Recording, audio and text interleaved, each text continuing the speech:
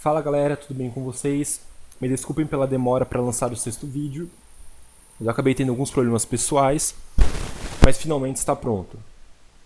Então bem-vindos para mais uma parte do nosso projeto completo, passo a passo, usando Clean Code, C Sharp, MVC, SQL Server, Entity Framework, Migrations, Unit Test, DDD, TDD, Mockio, IOC, Structure Map, jQuery, Ajax, JavaScript e Bootstrap. Se você ainda não acompanhou nenhuma das aulas, aqui está o link para todas as 5 partes anteriores. A primeira de criação da base do nosso projeto, a segunda de TDD e Value Object do DDD, parte 3, Entities, parte 4, Entity Framework em Migrations e parte 5, Repositories. Se você não criou o código passo a passo de acordo com as últimas aulas, você pode entrar no meu site e estar baixando o código-fonte da última aula, parte 5, Repositories, para dar continuidade à aula de hoje. E hoje a tão esperada parte 6 é: o nosso projeto de app é a camada que irá se comunicar com as camadas de apresentação do nosso sistema, que pode ser o MVC, pode ser uma API, pode ser um WCF, pode ser um console, pode ser qualquer tipo de camada de visualização. Nós vamos utilizar TDD para criar a nossa app e utilizar o Mockio, um framework para criar mock, ou seja, classes falsas, para que nós possamos testar as nossas dependências. Bom pessoal, então para criar nossa app, a primeira coisa que nós vamos fazer é vir no nosso projeto de domínio e criar a pasta iApp. Aqui no nosso domínio, como ele é o coração do nosso projeto, é onde vão ficar todas as nossas interfaces. Agora na pasta iApp eu vou criar a interface iUsuário-app.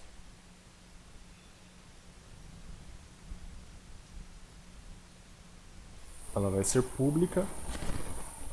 Vai ter os seguintes métodos: get, que recebe o login numa string e retorna um usuário; um get, que recebe um e-mail e retorna um usuário; um get, que recebe o ID do usuário e retorna um usuário; e o salvar, que recebe o usuário e não retorna nada. Agora na app eu vou criar a base da nossa classe para que nós possamos estar criando os testes. Aqui no projeto de app, vou adicionar uma nova classe, usuário app. Nossa classe de usuário app vai ser pública e ela vai herdar do iUsuário app. Vou criar agora aqui a base do nosso usuário app, implementando os métodos da nossa interface. Então aqui que eu criei, primeiro nós temos um construtor da classe usuário app que recebe o iUsuário repository que nós criamos na última aula. Nós armazenamos nessa variável privada underline usuário repository. Dessa forma que nós isolamos a implementação do código por interfaces.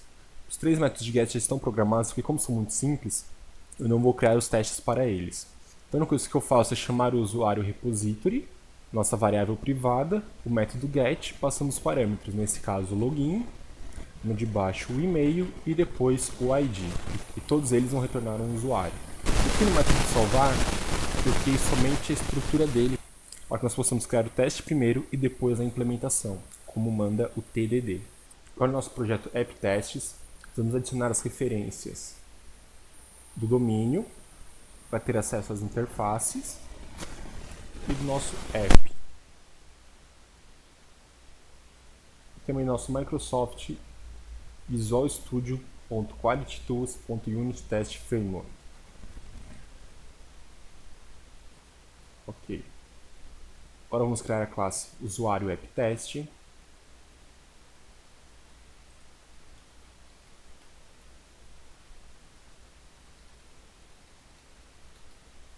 Vamos colocar ela como public, colocar o atributo test class, para que ele enxergue ele como uma classe de teste. Vamos criar um construtor para a nossa classe. Vamos criar uma propriedade privada underline usuário, para guardar um usuário para que a gente possa estar testando ele. E aqui no nosso construtor, vou criar a variável endereço, setando um novo endereço. E depois, no nossa variável privada underline usuário, eu instancio um novo usuário, passando o login de teste 1, um CPF, um e-mail, a senha e o endereço. Na aula passada eu criei um repositório baseado numa lista para estar realizando os testes, para poder mostrar para vocês o poder de estar usando as interfaces e utilizar diversas implementações, como como tendo a classe de repositório baseada no Entity Framework e outra classe baseada no repositório de lista. Nessa aula nós vamos usar o mock. O mock é um framework que cria classes falsas da interface que nós quisermos. Nós podemos setar os comportamentos dos métodos, o que eles vão retornar. Então a primeira coisa que a gente precisa para instalar o mock é vir no Package Menu Console. Vamos selecionar o nosso projeto de app-test. Vamos digitar aqui install-package mock. Bom, agora com o nosso mock instalado, nós vamos para o usuário teste. E aqui nós vamos criar uma outra variável privada. Essa variável vai chamar _usuário repository. E ela vai ser um mock da nossa interface usuário repository. E no nosso construtor nós vamos instanciar a nossa variável. Então o nosso _usuário repository vai receber um new mock do tipo usuário repository. Então agora eu vou criar dois testes referentes ao CPF. Bom, esse primeiro teste é o usuário app, o nome da nossa classe. Vamos testar o método salvar e vamos ver se o CPF já é cadastrado. No caso do CPF já cadastrado, nós esperamos que ele lance uma exceção, então por isso colocamos o parâmetro expectedException, do tipo exception. Lembrando que usar a notação testMethod para saber que esse é um método de teste. E aqui dentro do nosso método, nós vamos pegar o nosso _usuário repository, que é o nosso mock. Vamos utilizar o ponto .setup para estar configurando um dos métodos. E aqui nós falamos que o método CPF já cadastrado, quando receber os parâmetros _usuário.cpf e _usuário.id, aqui sempre que você for setar, você tem que passar exatamente a chamada que o método vai estar recebendo. Se quando nós formos chamar o nosso método for passado parâmetros diferentes do que nós setamos aqui, não vai dar certo. Então tem que ser os mesmos. Por isso que eu setei o nosso _usuário, que eu coloco que vai ser o CPF que está aqui, e o ID dele, porque eu sei que vai ser exatamente isso que vai ser chamado dentro do nosso método. Então, para quando chamar esse método, no final eu coloco um ponto returns, passando o parâmetro true. Isso significa, então, quando chamar esse método, com esses parâmetros, vai sempre retornar true, ou seja, esse CPF está cadastrado. Isso que é criar um mock. Eu estou criando um comportamento falso para o nosso método. Aqui embaixo eu crio uma var app, igual a new usuário app, a classe que nós estamos testando. Passo o nosso usuário repository, que é o nosso mock, ponto .object. Dessa forma, o ponto .object ele traz exatamente a classe falsa. No _usuário repository nós temos o mock e no ponto .object nós temos a classe em si.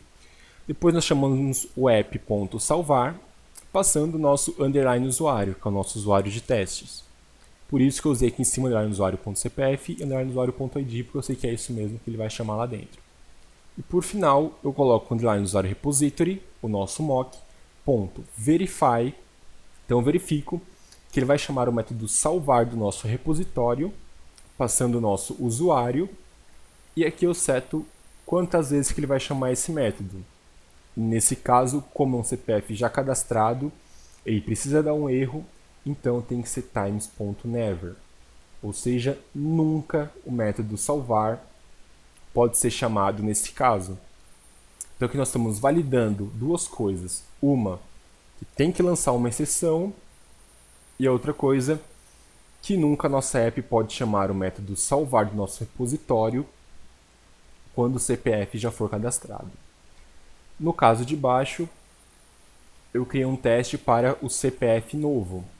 Eu chamo _usuário repository, ponto .setup, chamo o método CPF já cadastrado, só que nesse caso eu vou retornar false. Instancio a nossa app, passando _usuário repository, ponto .object, e chamo o método salvar, passando o nosso usuário. Eu vou chamar o _repository.verify. Então verifico que o salvar do nosso repositório foi chamado somente uma vez, times.once. Se vocês derem uma olhada aqui no times, vocês podem ver que tem o @least once, @most once, between, exactly, never, once. Vocês têm várias opções para estarem brincando. Agora rodando nossos testes, run testes, todos eles devem falhar. Então está aqui, os nossos dois testes falharam. como pede o TDD, que você crie o cenário que você precisa. E agora nós vamos criar o código necessário para estar passando nos nossos testes. Então, nós vamos na nossa usuário app. E aqui no nosso método salvar, nós vamos criar um if.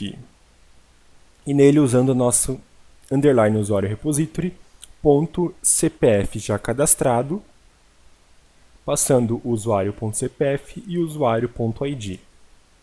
Se ele retornar true, eu vou lançar uma exceção, throw new exception, CPF já cadastrado para outro usuário. E aqui embaixo eu vou usar a nossa classe underline usuário repository, chamando o método salvar, passando o nosso usuário. Agora rodando nossos testes novamente, todos os testes passaram. Agora falta validar o nosso login. Então, voltando para o nosso usuário app teste, eu vou criar os testes. Usuário app salvar login já cadastrado e usuário app salvar login novo. Estes dois testes são exatamente iguais aos testes do CPF. A diferença é que aqui setamos o login já cadastrado. Nos dois casos, passando os dados do usuário. O já cadastrado retornando true e esperando uma exceção. E o novo usuário retornando um false e não espera uma exceção. Rodando nossos testes. O teste do login já cadastrado falhou. Então, voltando para nossa usuário app, nós vamos acrescentar um outro if, dessa vez utilizando a nossa classe usuário repository e chamando o método login já cadastrado, passando o login do nosso usuário e o ID do nosso usuário. Caso seja verdadeiro, o login seja cadastrado, nós lançamos a exceção login já cadastrado para outro usuário. Rodando nossos testes, todos os nossos 45 testes passaram. Então, no nosso mock eu acabei ensinando somente o básico, que é instanciando o nosso mock, passando a nossa interface, utilizando o método .setup para configurar o comportamento de um método e o retorno dele, propriedade .object para ter acesso à classe concreta, o método verify para ver quantas vezes o método for chamado. Então, muito obrigado, ajude o canal a continuar, deixe suas sugestões nos comentários, se inscreva, dê like e compartilhe em suas redes sociais. Meu Facebook, facebook.com/angelocanadev, meu site angelocana.com.br, meu e-mail angelocana@gmail.com e Twitter @ocanaangelo.